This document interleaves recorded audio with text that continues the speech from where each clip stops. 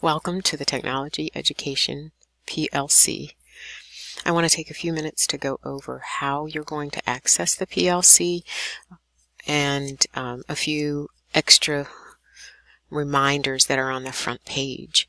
So when you arrive there and you'll get an access code, you'll notice it says CTE, Technology Education Professional Learning Community. This will be all the learning communities, high school, middle school, Project Lead the Way, our in-house middle school curriculum, and the EBD curriculum. So when you scroll down, I really want you to take a look at the picture. This is Clingman's Dome. It's the highest point in the Smoky Mountains, and I did a hike there a few years ago, and I thought this is just a great way to look out over the curriculum and look for ways to engage our students as we're planning for the next school year. As you scroll down, you'll also see some formative and a few summative assessment resources. They're videos, they're articles. You get to choose what you think you might like to look at. Look at them all if you have time. But I really want you to start thinking about that, because that's one of our goals, is to start adding in those little assessments during the learning process.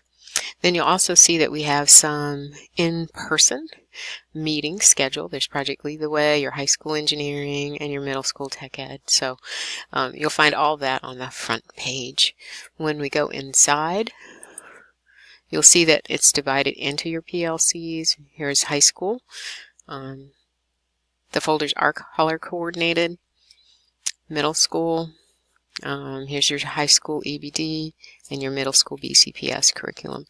Within each of these areas, you will also find the courses that are under there. So you'll notice in High School Project Lead the Way, we have quite a few courses listed. Not everyone teaches each one, so you'll be in your own groups depending on which courses you teach. When you look at the middle school PLTW, it's similar. We have all the courses listed. I didn't have pictures for all of your middle school activities, and I know we don't teach all of them yet, but we will be, so I'm looking forward to updating that page.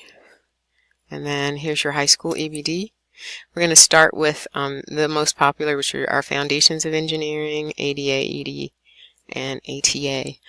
Within each of these folders, when you go there, you're going to find 3 of them. Teaching strategies, and this is where you're going to put your resources, formative assessments that you design, and then a parking lot with a concern. So every single one is going to have that in there.